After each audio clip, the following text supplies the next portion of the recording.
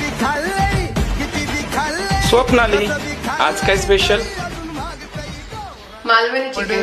always गड्या टेस्टीच लागतंय गावरान कोंबड always गड्या टेस्टीच लागतंय कुठं बी खाल्लंय किती बी खाल्लंय कसं बी खाल्लंय तरी अजून मागतंय कुठं बी खाल्लंय किती बी खाल्लंय कसं बी खाल्लंय तरी अजून मागतंय गावरान कोंबड always टेस्टीच लागतंय गावरान कोंबड always बरं का टेस्टीच लागतंय.